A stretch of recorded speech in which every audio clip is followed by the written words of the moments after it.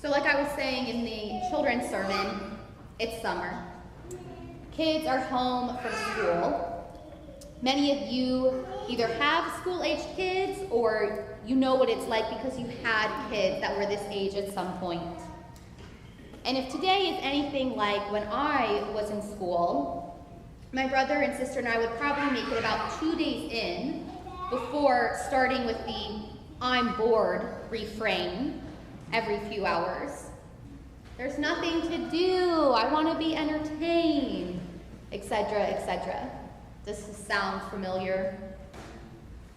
And then as I was writing this sermon, I was like, you know what, maybe it's not as familiar because kids today aren't as bored. They have iPads and cell phones and electronics to keep them occupied. You know, this isn't the time before TV. I'm not sure, so parents, I welcome your experience afterwards.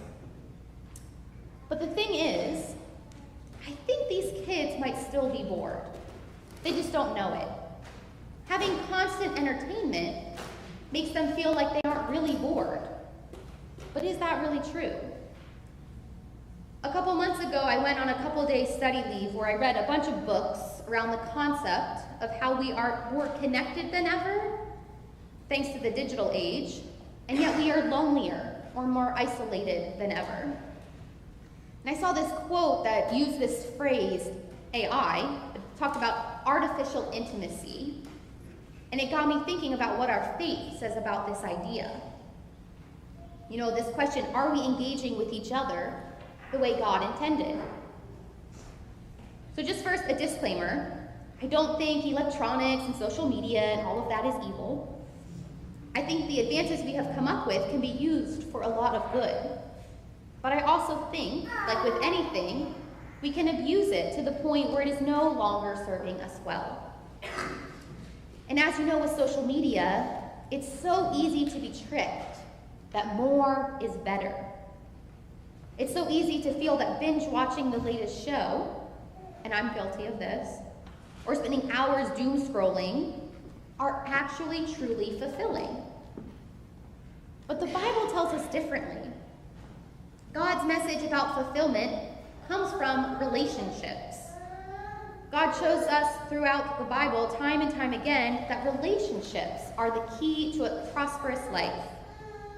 Sometimes the digital age leads to deeper relationships if used intentionally, but many times it does not. We are in a time when people are more connected than ever, yet like I said, they feel more isolated. There's tons of statistics about this. In our connection online, we hear more and more about the hard things going on in our lives, in our communities, countries, and around the world. We hear of war and violence and discrimination and illness, and it causes us to feel hopeless. Many times we use these resources to inform us of this news, which isn't bad, but we forget how to use these resources or platforms once we have spread the news. We forget that that is the time when we most need to be connected, to feel like we are a part of something, like we have power or control, or we have the ability to change things. We use these platforms to spread information, but not to help us process it as a whole. And before this digital age, we were kind of living in ignorance. We didn't know all the details.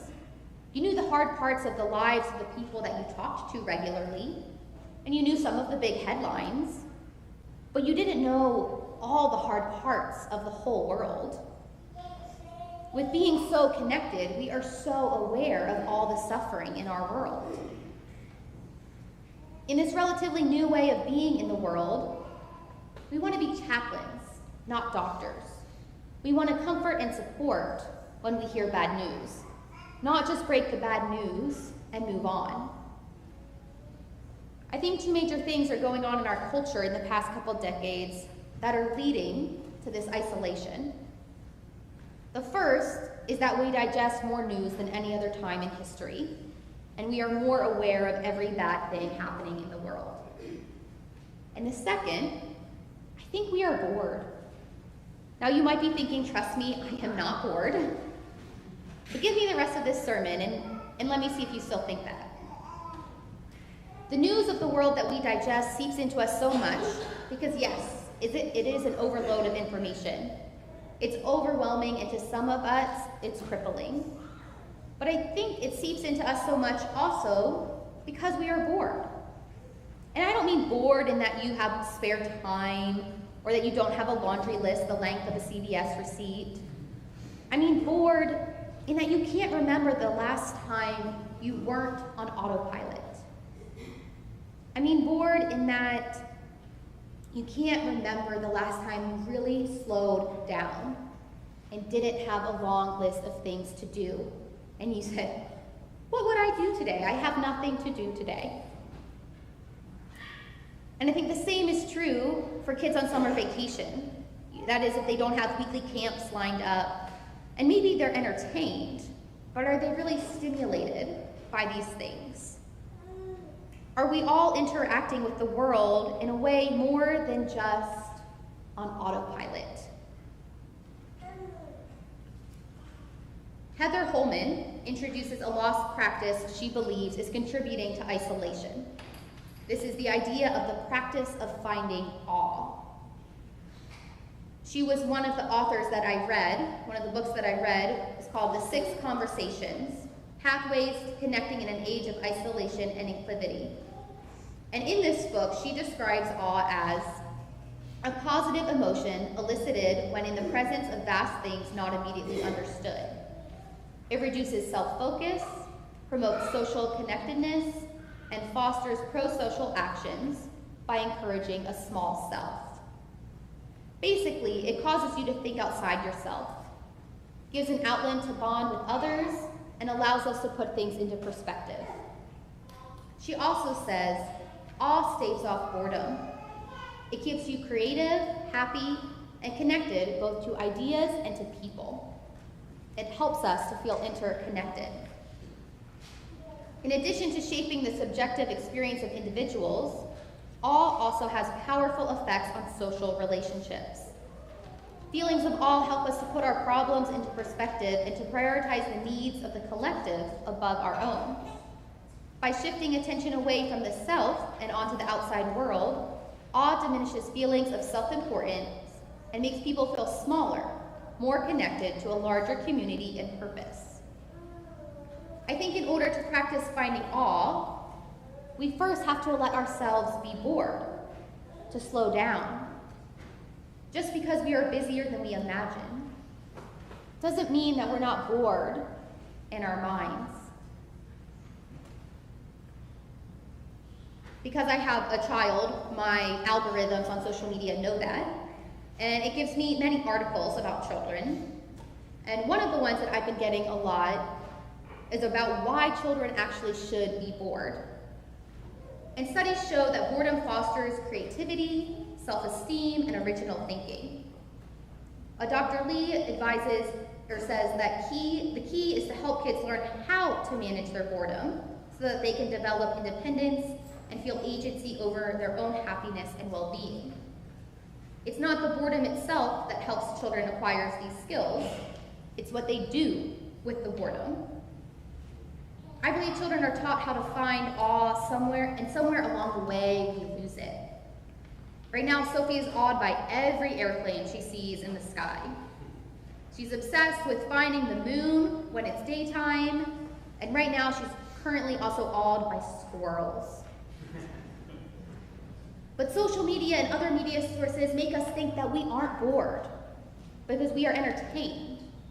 But being entertained is not the same thing as being connected and being passionate about something.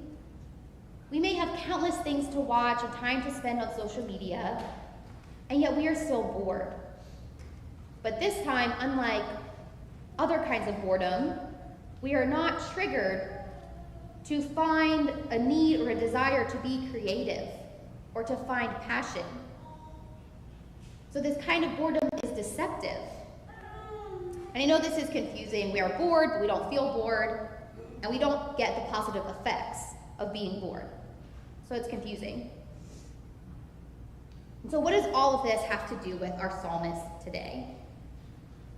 In Psalm 25, it talks about trusting God, and that God will make the psalmist prosperous and deliver him from his enemies.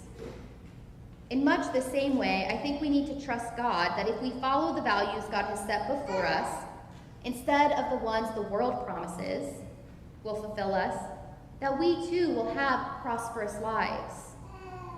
I don't think TV or social media or anything in this digital age, again, is evil, but I do believe in everything in moderation. The world tries to sell us this message that more is better, and more consumption will make you happier. But I think we have lost the practice of finding awe because we haven't had to, or we've been made to think we haven't had to. Now, I'm not big on talking about the devil because I don't think we actually have enough information or understanding to know what we are talking about. But 2 Corinthians says something interesting. It talks about how the devil makes himself look like an angel. And it's this idea that something can look very much like the real thing, yet actually be very harmful or dangerous. I think the danger in our society is believing we are fulfilled or know what actually fulfills us, when really we are barking up the wrong tree. And so many sources in this world will do anything they can to get us to believe this. And so I ask you, are you actually fulfilled? Or does it just look like fulfillment? I think real fulfillment includes the practice of finding awe in your life, and that will lead to connections we all deeply long for. Awe helps you find people who have things in common with you, whether that be the people who are in awe of the same sport you are, or are in awe of the same music and instruments you are, or in awe of the same places you've traveled. Finding awe helps you be in relationship with yourself and others, as well as God, because God created whatever it is you are in awe of. So I encourage you, just like I did those kids, to find some time this summer to become bored. Seriously, clear some of your schedule, no matter how difficult you think it may be, to become bored. And when you've achieved that boredom, go practice finding some awe. Something that makes you excited and curious, something that gives you energy. Maybe a feeling you haven't had since you studied in college, or started your first job, or had a baby. There is awe everywhere. You just need to find what that looks like for you. I believe that if we can reawaken this practice, if we can make space to be bored and allow our natural instincts to kick in, we can get back to making relationships the backbone of our lives. In our current state of overwhelming information, we need each other more than ever. Amen.